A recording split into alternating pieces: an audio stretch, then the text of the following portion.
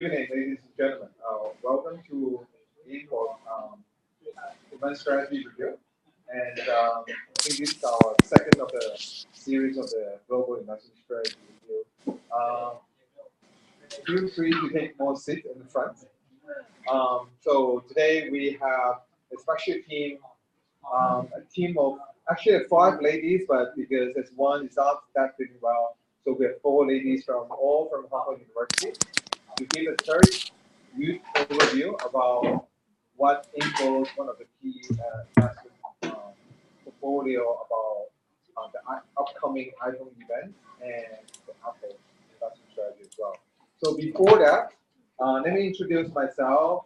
My name is Wallace, co-founder of Invbots. More than 15 years investment banking career experience and also excited about our IPO team. So I'm a partner. Unfortunately, my partner is not here today, Richard. We are all local graduates, and we love the place. We want to find something interesting in Hong Kong. So that's why we're here, and that's why we wanted to promote local educated talents like today. And in fact, obviously, we have a lot of development of our fintech startup. We can talk about it later on. But more important is that today we just want to share part of our interesting effort in terms of the analytics as well. Before I pass on the mic to the young ladies, preferably to have a disclaimer. So this is definitely not a pitching event. We're not asking you to buy or sell on any securities we mentioned today. This is pretty much just a quickly overview of our investment portfolio. So if any questions, please let me know. And also, we were recording the event today, and we'll put it on the web on YouTube and on Seeking Offer. If you not have any concern, please let me know as well. Okay. So thank you very much for joining the event. Let me pass on the mic to the team leader of the Apple and iPhone 8 team, CC Chen. Good evening, ladies and gentlemen. Thank you for attending this event. And now I'm going to introduce my team members, Katrina. She worked on the comparable analysis between the high-end models of Huawei and the iPhone 8. So we're very looking forward to hear about that. And Shirley,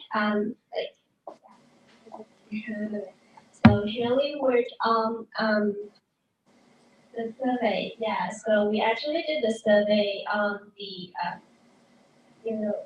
consumption sentiment about the potential new model of the iPhone.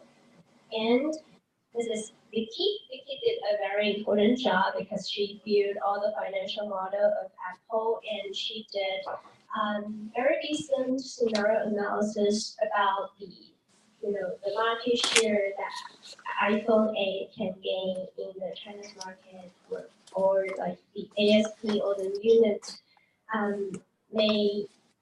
the unit that could be potential key watching point for this new model.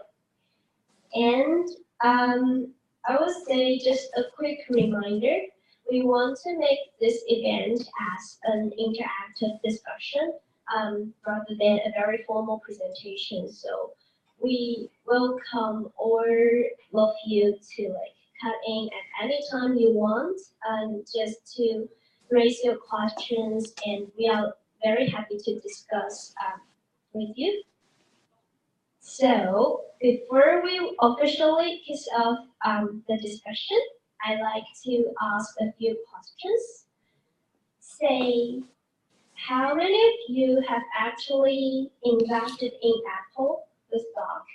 Or how many of you, the institution you're working for has actually a position in Apple? Could you please raise your hand? Okay. There's one. So what about the Apple supply chain? Okay. Seems to Apple. Okay. I see. So actually what we want to do today is to share about our view or our research outcome, no matter regarding the Apple or the Apple supply chain. And now I do want to start my part. Should we buy before the iPhone 8 again? It's actually tomorrow. I'd like to give you a very quick review on the previous iPhone models. These are the specifications that we have identified for all those models. And I think two things to note is that the first thing, the Touch ID. The Touch ID fingerprint sensor has actually been embedded in with the iPhone 5S, but currently we do not think, well, you are hearing about the rumors as well, we don't think the Touch ID will be in the coming models or the OLED version. So I think this feature might disappear. And another thing to note is that the dual cam as well as the waterproof features has been introduced with the iPhone 7. So I heard about the news that those dual cam or the waterproof is the first to be introduced in this model, but it's not the case. But we do think these features will have a growing potential. So this is the software evolution. Very interestingly, we found that although iOS has a competitive advantage in acquiring active, loyal, long-term users, as you can see, the average cost of acquiring a single longer-term loyal user for the iOS is much lower than its competitor. But we also know that in the China's market, this is actually a survey from Weibo, and we can see that the percentage of previous Android users switching to iOS is declining by 3%. So we think, although a lot of people may pay more attention to the hardware facts, like the specifications, but we do think the system side, the software side, the iOS 11 is one thing we must pay attention to, because that's very critical to the retention rate. And this is actually a result of the bill of materials cost breakdown. And we can see that the total BOM actually grew up by 13% for the iPhone 7 model. And it is largely attributed to the camera side, which is the dual cam features. So definitely we do think in the coming models, the camera and the display, just due to the OLED version, these two will take up more portion of the total cost.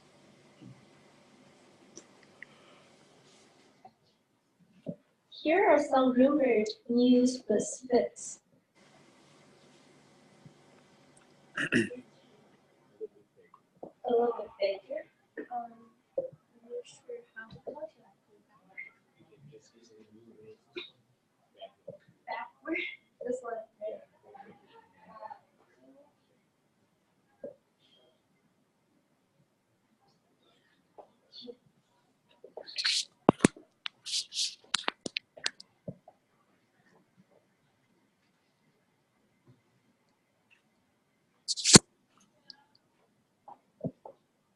better?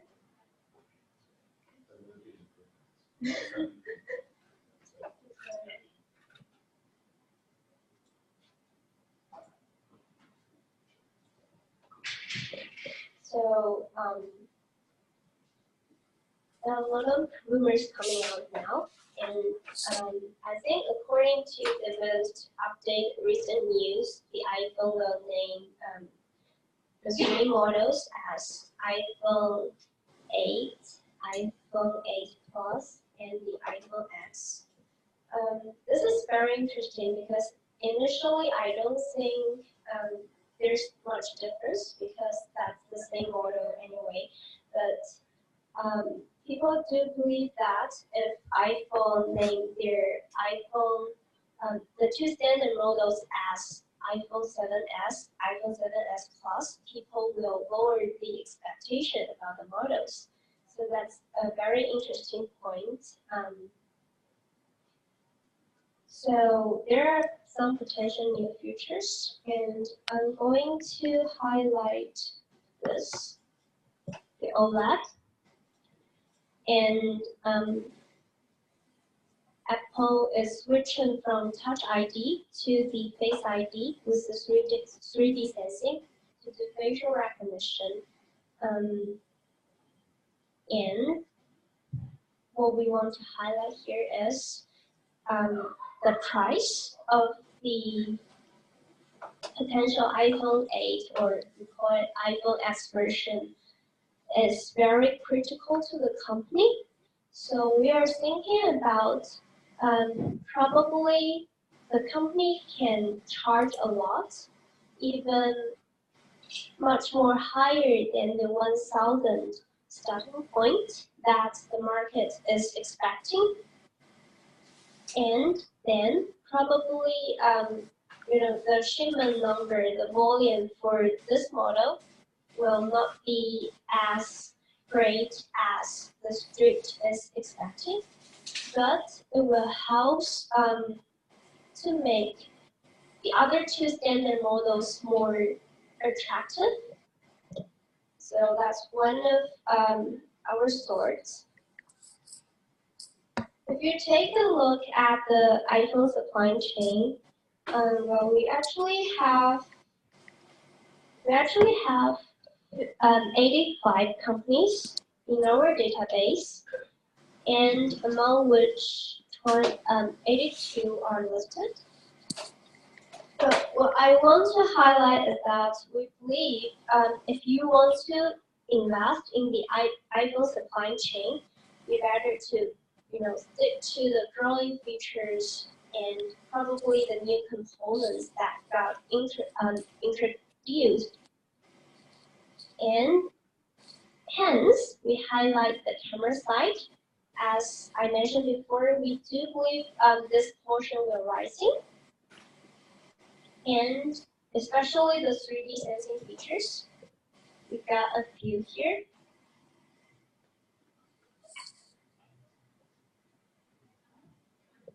When I take a look for the camera lens, there's Wagon, it's too small, sorry.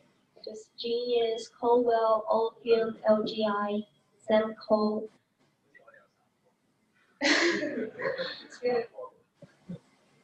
And for 3D sensing, ASM Pacific, LGI, Himax, Infamy. And for the display parts, I only highlight Samsung because Samsung is currently the only supplier for the OLED. And for the wireless charging, we have Light On, About Go, and Enable. For the memory part, yeah, we do think the memory can rise as well. And for the waterproof, we highlight Tonga, but actually I got the chance to meet the Tonga management, and they told me that JBL is actually supplying for this component as well. So that's basically what I want to say.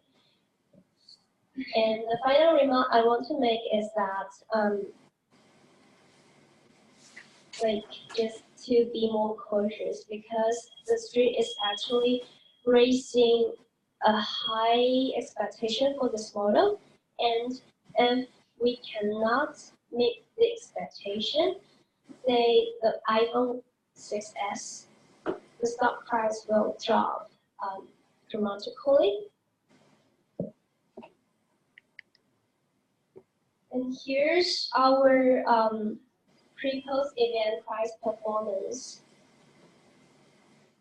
So we take a look at the days before the release, say 90, 60, 30.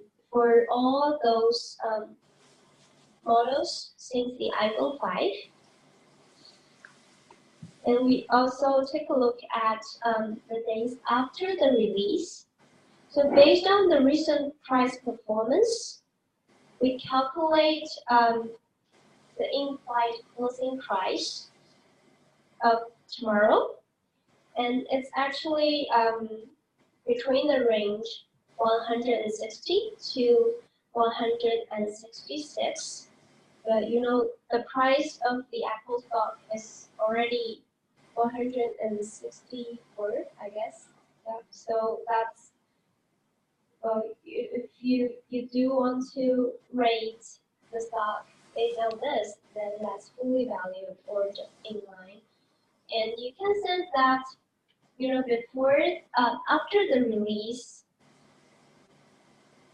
many of the times the stock price will drop. And we believe that sort of people sell on good news, or people don't think the good news is satisfactory enough. And now I want to give the floor to Katrina to talk about the global and China handset market. Thank you, Cici. And now let's move on to the global and China handset market to investigate on Apple's current position and its competitors. So globally, Apple's market share is declining from 60% in 2015 to 40% in 2016. And then while its competitors are gaining market share, you can see that Huawei and Oppo and Vivo is gaining market share. For China, Apple's market share is also declining at an even larger percentage of decrease. And then Apple's market share has been declining from 40% in 2015 to 10% in 2016, while its competitors such as Oppo, Huawei, and Vivo is gaining much popularity among Chinese customers.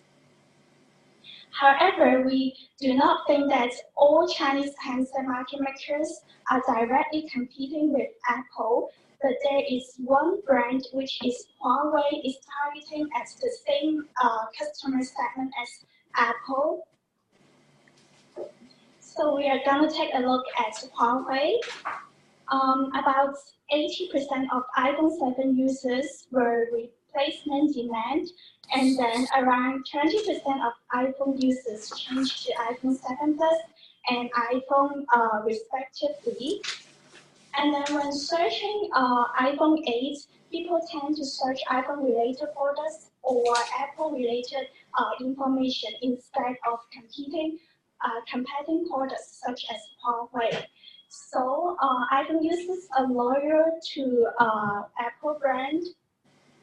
However, iPhone is gradually losing its users to other Chinese handset markets, especially at the high-end market to Huawei. We can see that 38% of the Huawei P9 model users turned from iPhone, and then 23% of the Huawei Online 8 users turned from iPhone as well. So Huawei has become the biggest threat to Apple, and then 1.7% of iPhone users also switched to Huawei P9. So what's special about Huawei? Let's take a look. Due to the time limitation, so I'll just skip this slide. And then we can see that Huawei's smartphone shipment has been increasing since 2013, and then it has a trend of increasing in the future as well. And then as the second quarter of 2017, Huawei's shipment has reached 94% of the Apple's shipment. And then so Huawei has two series, which is the Mate series and P series, targeting as the high-end customer and competing with Apple and Samsung. So we can see that from the time that Huawei Mate series released its model, it's usually during September and November, so which is head-to-head competing with Apple. And also, this chart is showing the pricing from 2014 to 2017, and then the gray line is representing Apple, and then the blue line is representing Huawei Mate series, and the orange line is representing Huawei P series. So this shows that Huawei is following iPhone's pricing strategy, entering into the high-end market. So as Huawei Mate 10 is going to be released in October, so let's take a look at the specification between iPhone 8 and Huawei Mate 10.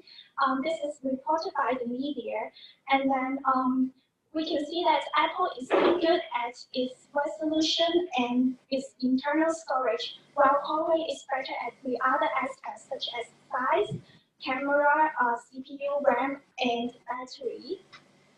This is a further table showing that Huawei's chipset and Apple's chipset. Huawei's Mate 10 is using Kirin 970, and then it has an 8 processor core, which is better than iPhone's chipset 811, which only has 4 processor core.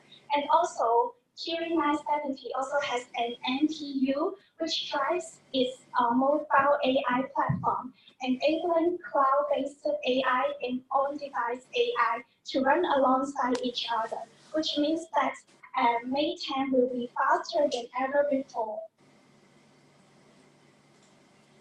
So now let's take a look at the iPhone 8's popularity through keyword search.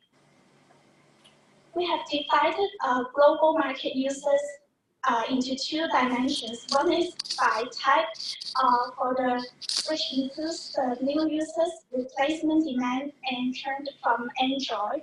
Also, we have divided them into by geography, which is the Chinese market and also other parts of the world, because we believe that Chinese market is behaving differently from other parts of the world. So let's take a look at the global market first. iPhone keyword search volume is soaring. We can see that from the green line. And then iPhone 8's popularity, which is shown by the orange line, is greater than iPhone 7, which is shown by the blue line. Also, the iPhone new user demand is high, which is shown by the blue line, and then also the replacement demand is stable too, which is shown by the orange line. And then there is a stable churn rate from iOS to Android, which is shown by the orange line, and there is a rising churn rate from Android to iOS, which is shown by the blue line. And then from the Baidu Index search, iPhone 8's popularity is similar to iPhone 7 in 2017. And then iPhone 8 is represented by the blue line, and iPhone 7 is represented by the green line. And also, iPhone 8's search volume in the Baidu is rising 3 times in the past 3 months, which is represented by the blue line. When searching for iPhone 8, people tend to search all iPhone models such as iPhone 7, iPhone 6s. And then from Baidu Index search, we can see that iPhone 8 is more popular among the first-tier cities such as Beijing, Shanghai, Shenzhen, and Guangzhou, which is represented by the blue line. Well, Huawei is more popular in lower tier cities, which is represented by the green bar. And also, iPhone is more popular among the female, while male prefer Huawei more. And Invbots data trend is similar to Baidu's, showing that iPhone has a stronger keyword search demand than Huawei. And also, iPhone is more popular among female and younger generation. So in China, iPhone 7 and iPhone 8 keywords are popular among the top 4 cities. So there is showing that there is a strong potential replacement demand. And also, the replacement of the old iPhone is a popular keyword on Baidu search. Also indicate that there is a strong replacement demand as well. So replacement demand is popular among the male customers and youngsters shown from the table below. And then we predict that there will be more female and young customers. That is only the older iPhone models will likely to purchase iPhone 8 upon iPhone 8 release. So now I'll pass the time to Shelley to talk about the survey. Thanks, Katrina. Now I would like to introduce some findings from our market survey on the smartphones. Okay.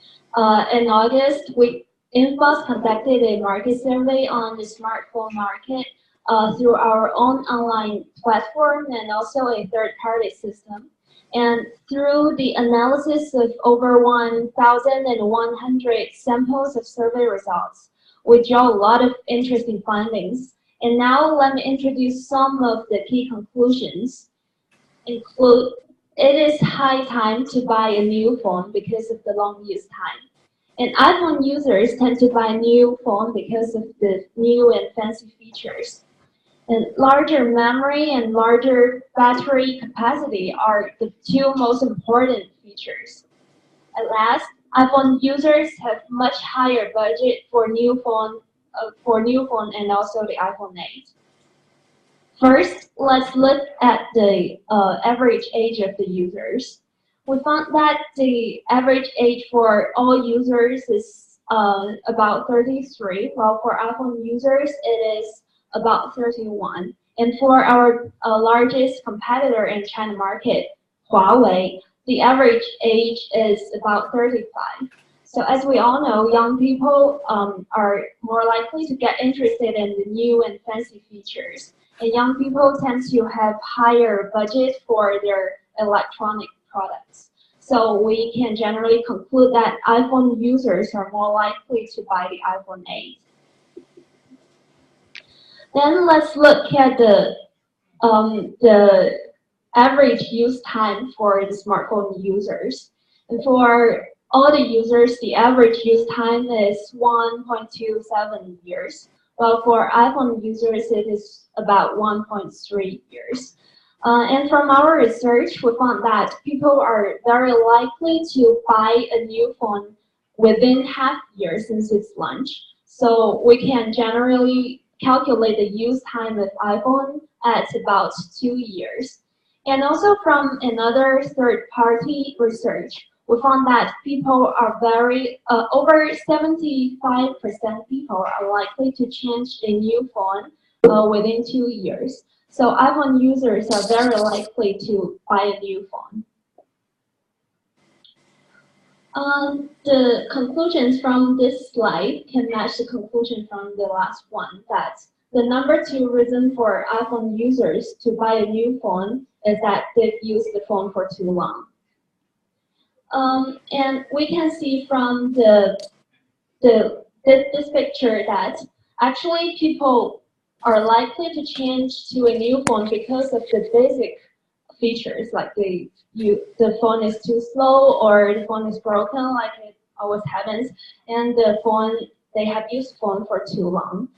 Well, what is interesting is that for iPhone users, the number 1 reason to buy a new phone is that they are interested in the new features. So this is, we can conclude from this that the iPhone users are very likely to be attracted by the fancy features like the 3D sensing or the OLED screen by iPhone 8. Then we made a survey on the preferred features of the new phone for people. And this is an interesting finding that most people are interested in the basic functions like the bigger memories, the battery capacity, and the larger screen. Also can be seen from this picture. And the number 3 important features for iPhone users is the OLED screen. So this function seems to be attractive to current iPhone users, while other users from other brands may focus more on basic features. Now let's turn to the budget for phone and for iPhone. We can see that the average budget of all the users is about 4,400 RMB, while for Apple users it is about 5,800. So it's about 30% higher than the average users. And from this question, what is your budget to buy a phone with the iPhone 8 features? We found that the budget for current iPhone users is about 6,200 RMB, while for all users it is only 5,100 RMB. So iPhone users have a budget 20% higher than the average users.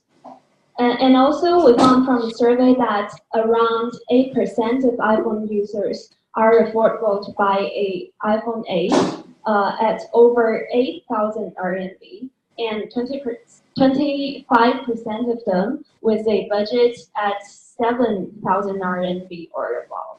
So we can generally conclude that people have the high replacement demand because of they've used their phone for long. And for iPhone users, with longer use time, with younger age, and with more preference for the new features and higher phone budgets, iPhone users are most likely to buy an iPhone 8 than users of other brands of smartphones. So this is my part, and now let's invite Vicky. Thanks, Shirley. So after all my peers analysts, we're here to raise a core question: is now the right time to buy Apple? And to give you guys a heads up, we think that Apple will have a relatively positive outlook in 2018. The current price of around 160 may not be a good entry price, so we can wait for a while for a better entry price and hold until 2018. So to provide a basic understanding of Apple's business, here's a pie chart of revenue breakdown, and I believe you all know that Apple's revenue relies high on iPhone products, but this trend may have a decline trend since the growth decelerates, and service revenue, on the other hand, may continue its double-digit growth. So we believe that iPhone products cycle may still be the main catalyst of Apple's stock price. And here is another thing to notice. Apple's fiscal year ended in September, and it's also when the new products launch. So those new products' contribution to the total revenue may occur in the first quarter. So the quarterly revenue as percentage of annual revenue may be like this chart. And we believe that this high reliance may continue in the next few years. So this is my valuation on Apple. And we take several different methodologies, and this is one of the DCF model. And my key assumption lies in the scenario analysis on both the shipment and ASP. And so our drivers of shipments is the replacement from the old users plus the gross adds from the new users minus the second handphones. And we believe that just take a look at this total user base. We believe that the gross adds from new users may not be the main contribution to the shipment because this total pool is as large as about 700 million and the growth rate already decelerates. And just this peak in fiscal year 15 is the when iPhone 6 launched. And we believe iPhone 6 is a strong product cycle. So, but due to the decelerate growth rate in this total user base, the gross adds may not be the main contributor. So the story mainly lies in the replacement cycle. So here's a brief information of the replacement cycle. And the iPhone story is that in fiscal year 15, the replacement month, this number refers to the replacement month, is at around 28, and that's 2.4 years. And after the iPhone 6, the iPhone 6s and iPhone 7 have relatively higher replacement months. And we believe it's because the iPhone 6 have entered the larger screen parties and have so many attractive new features.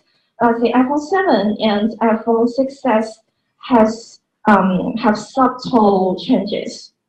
So this is the replacement cycle. These years are 2 years of weak replacement. So we believe that the upcoming iPhone, potentially called iPhone 8, may look up to the iPhone 6 cycle because of its many new attractive features and the cyclical effects. So here's our estimation of the growth of shipments based on the analysis above, and it's expected to grow at 19% in fiscal year 18 and 3% in fiscal year 19. It's a little higher than the market consensus. And in terms of the ASP, we take the sales mix into consideration. Generally, there are 3 modules, as you know, in the upcoming events. And we believe that the OLED module will have limited contribution in the last quarter of fiscal year 17 at around 5 million, and to contribute more in the fiscal year 18. And here we got two key variables. One is the attractive features of the other 2 modules, potentially called 7S and 7S Plus. And the other key variable is the price and price sensitive of the OLED module. So it may directly affect our sales mix and thus affect the ASP.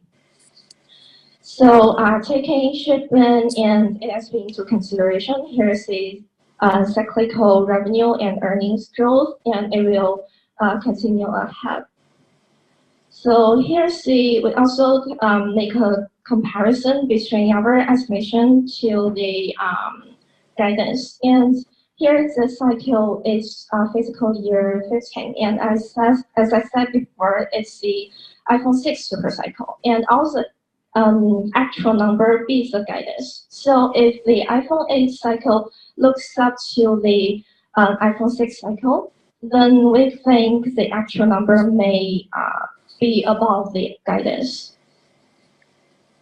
So here's a chart of the shareholder return. We add the share repurchase yield and the dividend yield to get this return yield. It's relatively high, but it's fall ahead of iPhone 8 events, but we expect it to rise afterwards. So here is another, I would say, interesting valuation method. we take a look at the historical repurchase price and the historical average price, and to give the max average and minimum percentage. And here's a chart of after 3 months, the Apple's price is at around 156, and after 6 months, the price may be in the wider range of 124 to 191. And here's the thirdly, we look at the valuation multiple.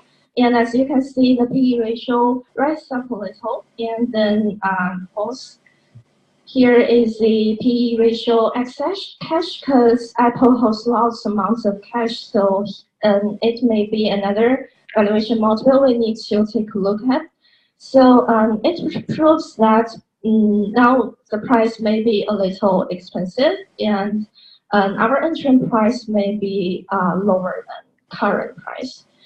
So here's the summary page of our valuation methods. First one is DCF, and our valuation multiple, the repurchase implied stock price, and the last one, the historical pattern. So our summary is as above. Now may not be the right time to invest in Apple, but we believe in 2018, because of the iPhone 8 super cycle, the Apple's outlook may be positive. So we will wait for a better entry price. Yeah, and now let's invite Cici to do a final summary. I guess we can already talk very much about the Apple stock, and yeah, that's our view. We do think Apple is a very good business, and we like it very much. But the current price, to be honest, is a little bit risky to take a long position. So we will wait for a better entry timing. And there's a saying called, Apple is always in its cycle. So we'll be very look forward to the potential features Apple will bring through its iPhone model. And we will be very curious about how the whole supply chain, not only the iPhone 8 supply chain, but also those China smartphone handset supply chain as well. They can, like, how much impact they can receive from these potential features.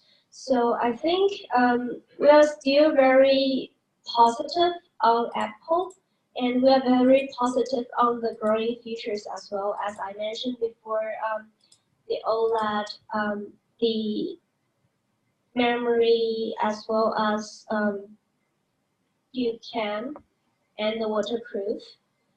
So definitely we want to recommend you to take a look at those companies that could be a potential beneficiary of these features. And I guess that's all for our presentation. And we'd like to invite you to raise some questions or raise some discussion. We'll be very willing to answer your questions.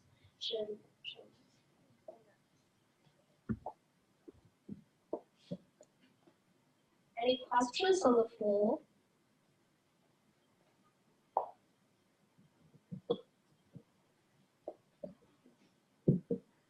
Thanks for the presentation.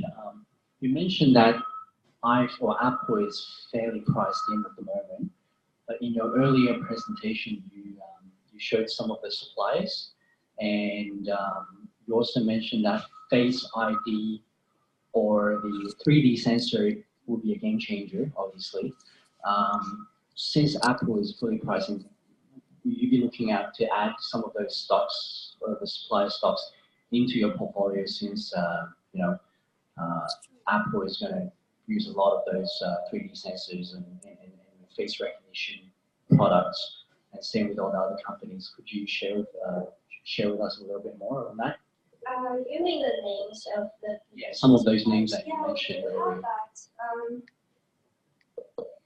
But the thing is, it's too slow. I think the thing is, well, although obviously, iPhone 8 or the iPhone X will kick off the potential supply. It will bring business to those 3D sensing suppliers. I'll be personally very, that's what those dark green ones. But personally, I've been reading reports on ASM as well, and it's actually more focused on, I think, the non-iPhone part as well. So the concern I will raise is whether the yield rate in the Chinese market, say the Huawei, Vivo, and Oppo, will be as great as everybody is expecting. Whether the penetration rate in next year or the year after next year will be as high as people think they can achieve. So that's one thing I want to consider about the 3D sensing parts. Yeah. Any other questions on the floor?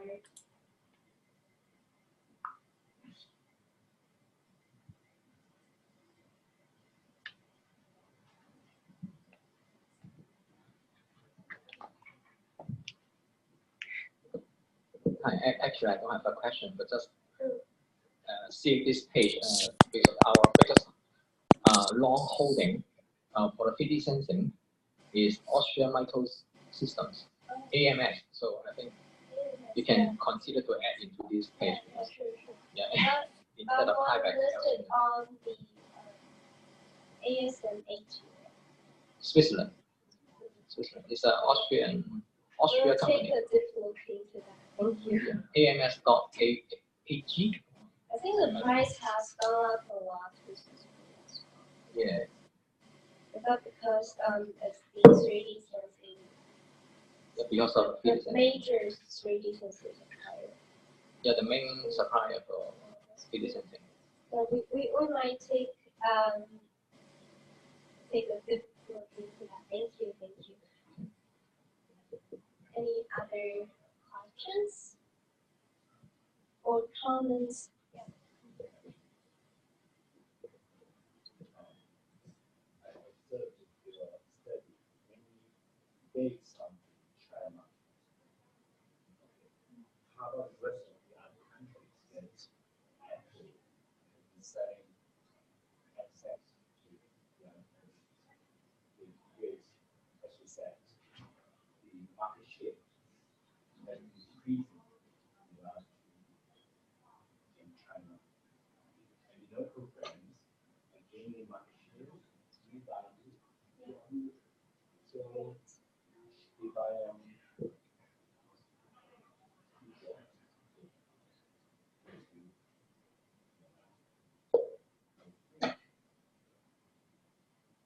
China is no longer a star or Apple, but rest of the world, the other countries may be another stars for Apple.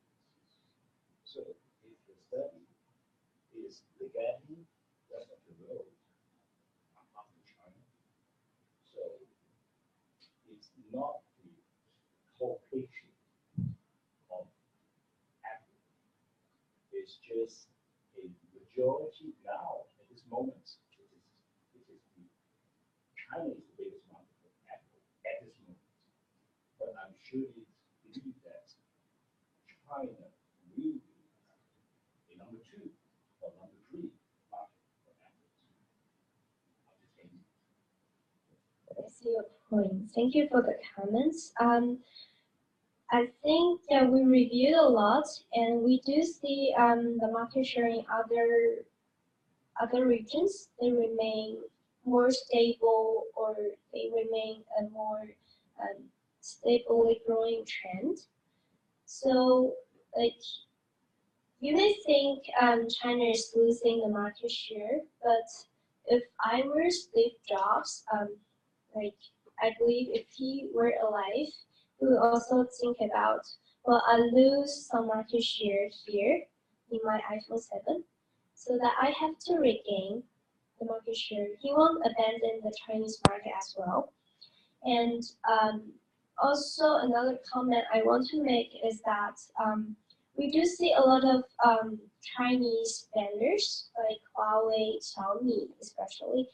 They expand their overseas market as well. But what they supply in the overseas market are low-end versions of their phones. So, like, on one hand, we do think iPhone has a potentially very stable growing market in other rest of the regions. On the other hand, we think, well, given China is a very big market, we do think it's very critical for the Apple to regain market share in this market. Probably that's very important to its unit, to its total shipment number as well. Do you have any other points to add regarding market share? I think Cici is right. China market is critical, at least in iPhone 8 this product cycle. And as from what I know, the market share declining is referred to the total share. But as Apple targets as a high-end customers, we will take another look at the high-end market share in China market. That's the first point. And the second point I want to add is the Apple actually is stepped into the Indian market because I think it thinks that Indian market is relatively, as you said, a second star. But the question is, the Indian people may not afford that high price. So Apple is have that discounted price iPhones into the Indian market. So I think it has that kind of sense to gain another parts of the world since it doesn't have that much market share in India before. So I think this company has this kind of strategy. So that's basically it.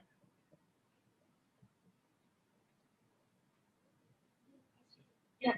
Any other questions?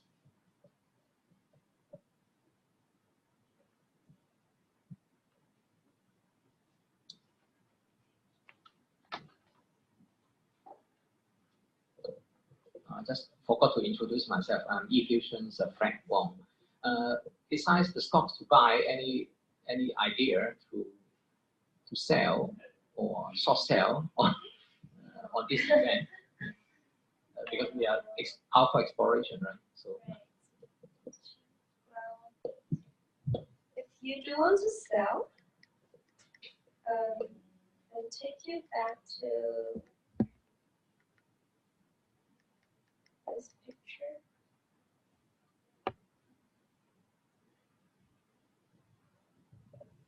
I think I have one more on the appendix.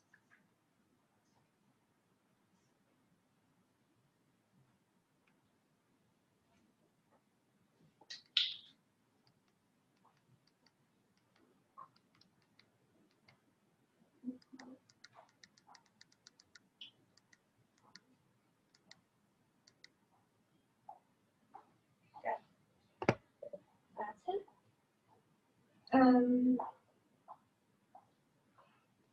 Well, we do see the potential growing parts.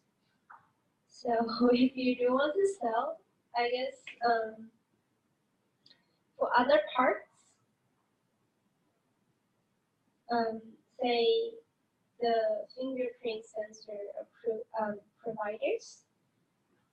Well, I'm not sure because I think a lot of information have already been priced in.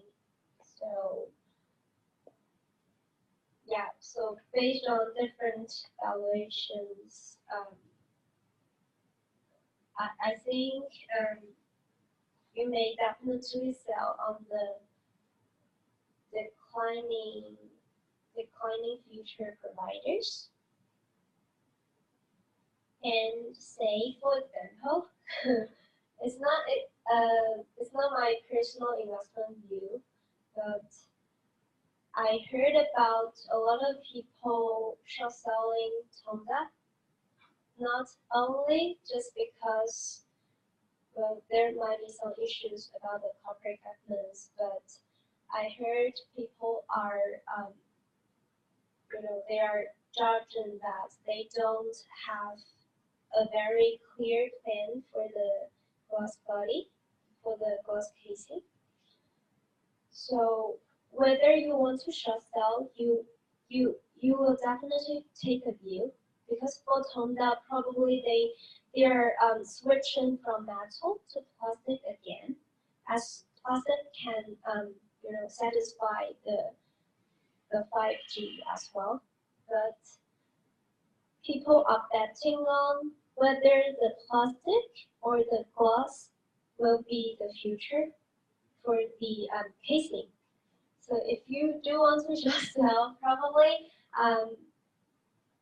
for me, I will take a deep view into which will be the potential features that can be embedded not only in iPhone models but also in the China's handset market, like the HLV, because I think still the penetration of those advanced features in the China handset models is very low. So yeah, probably that will be my switch on short selling. Thank you.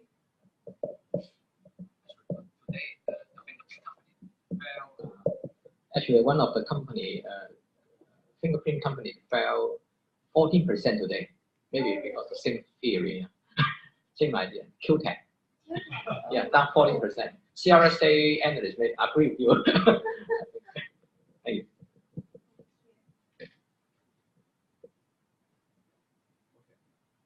Thank you. I think it's time to have a wrap up. Thank you very much for all the friends and any also new, interested parties in this event joining the event. So let's discuss on the floor and let's conclude our event today. Thank you very much.